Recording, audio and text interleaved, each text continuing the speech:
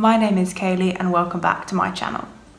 So we've got Kanto cutback, and even better, there's no ELO. Now, I love the competitiveness of GBL as much as anyone. I love the grind, the climb, all those shenanigans. But it is nice, I think, to have a relaxing week off before we jump into Season 7. So with that said, I thought we could do a team showcase today for the Kanto Cup.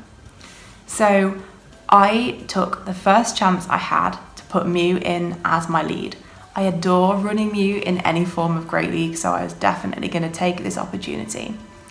I'm running the same moveset I ran on him in the Great League, which is Shadow Claw, Wild Charge and Surf.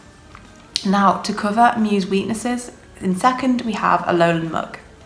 This guy can beat the ghost types that give Mew trouble, so Haunter and Gengar. He can also handle the fairy types just in the one shield scenario, and he handles grass types really well with his poison typing, which Mew can't really deal with because this moveset has nothing that's super effective against grass. Then in the back we have Alolan Ninetales. He is the charmer that beats the other charmers, so if there's a charmer in the way and Alolan Muk is gone, he can handle the charmers for me. I've also got the Weather Ball, which is really handy for flyers and grass types. And of course, Charm, as we all know, is oppressive and it's great fast move damage in a pickle. So that is the team. Let's jump in. Let's crack on with our Kanto battles. These aren't all from one set. I don't know about you guys, but I've had the worst lag in Kanto.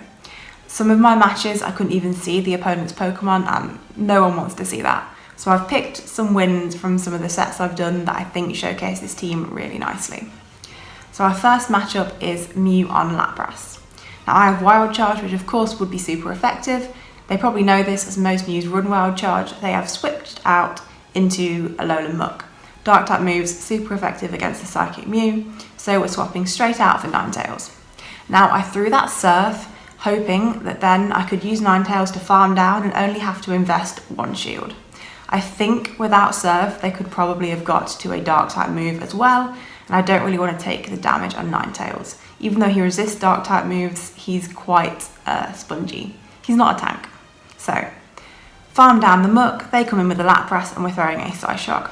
Would have really helped if I'd hit all the bubbles, huh? But you know, we're throwing our great moves, both farming into each other, and the Lapras comes in with a move. Expecting Surf, which I get, so not shielding that was definitely the right play. Now Lapras resists ice types, but they are so low in health, I know Ice Beam will do it, so that's the move I choose. Now I wasn't expecting this, but they shielded here, which I thought was odd.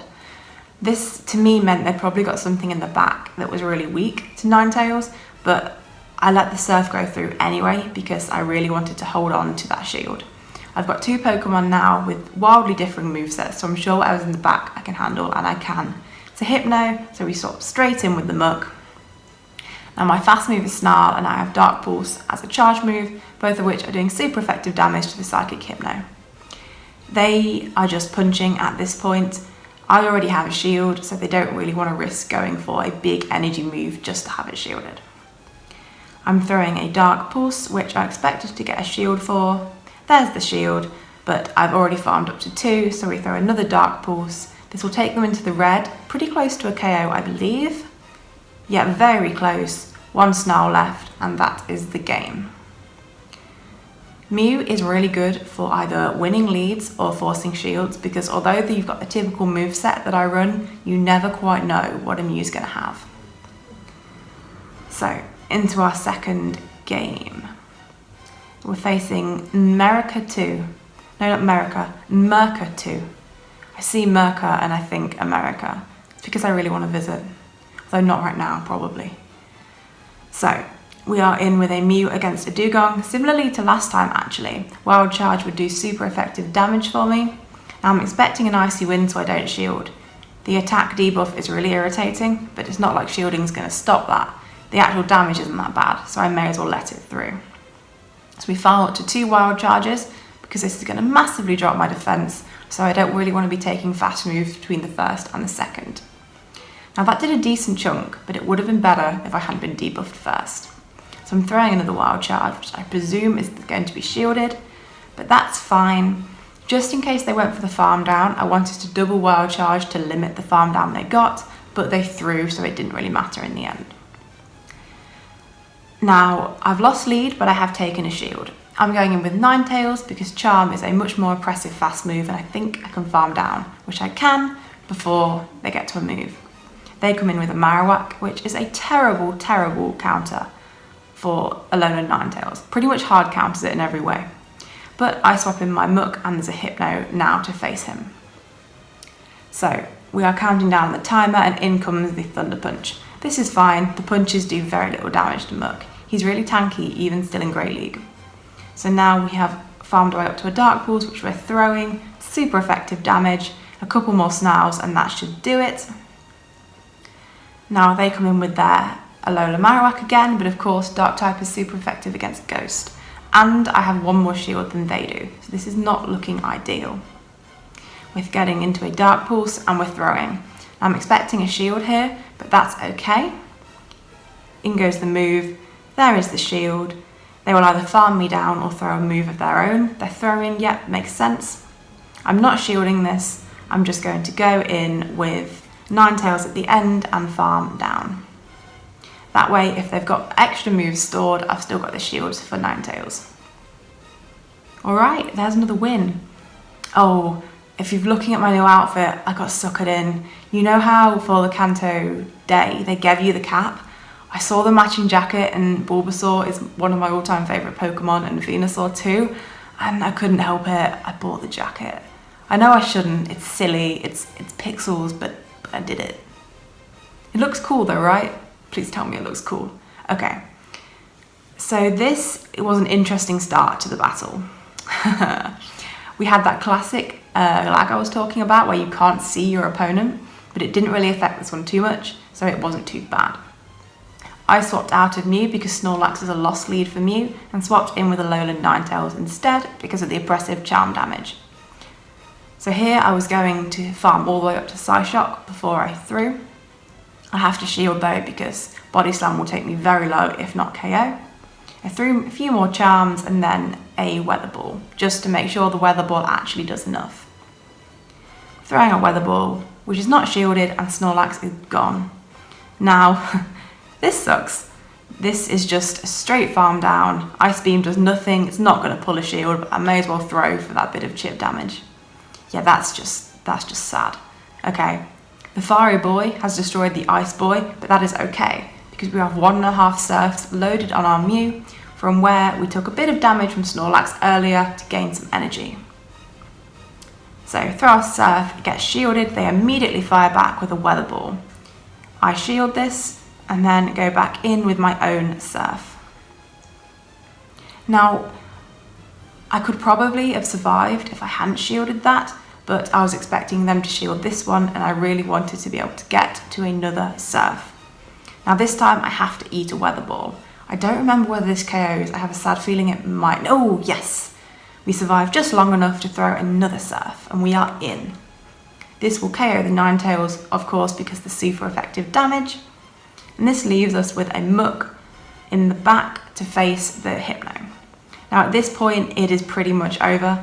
I'm doing super effective damage with both my fast move and my charge move Dark Pulse. And there's not really anything the Hypno can get to in time that's going to really be a problem for Muk. They're throwing here, I believe it's a punch if I've counted correctly, yes it is. And then one more Snarl, 2 more Snarls, and that is that. All done. Our next battle is against Edu-X7. Or Edu-7X, I've already forgotten, I'm so sorry. So we've got an Alolan Persian, which is terrible. That is a Dark type with a Dark type fast move too. I'm building to Wild Charge before I switch. I don't know the count for Persian, so I wanted to catch, but sadly I couldn't pull it off. That's okay though. We've got Weather Ball on our Ninetales, which will do super effective against the Flyer that they have just swapped in. So we're firing the Weather Ball to get a shield.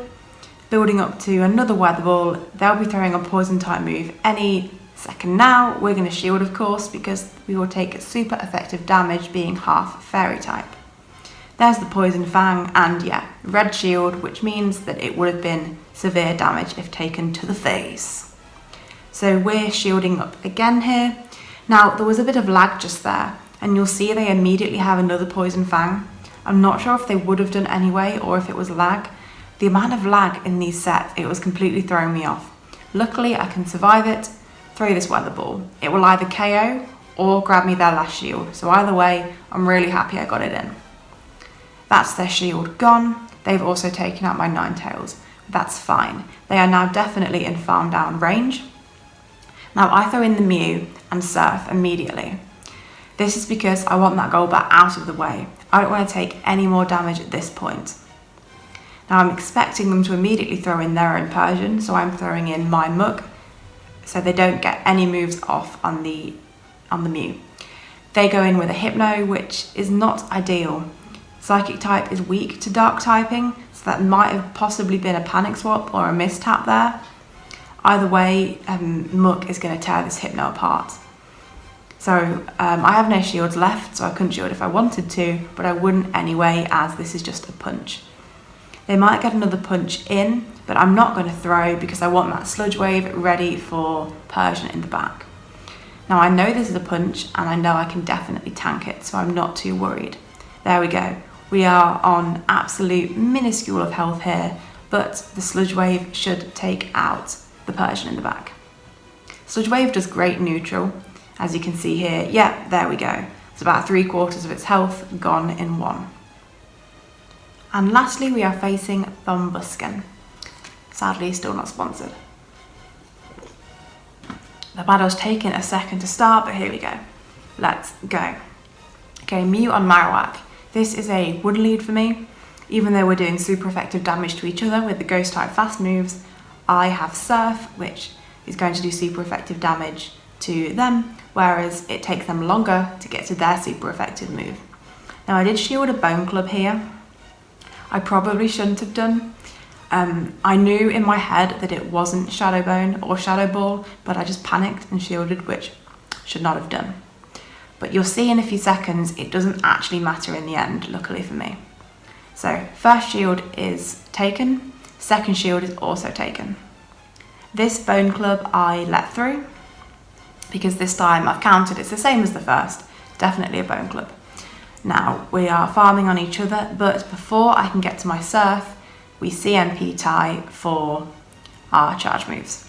So I choose not to shield. I've seen how much the first Bone Club did, I know I can take this one. Immediately throw with the Surf. Both their shields are gone, of course, so this is going to KO.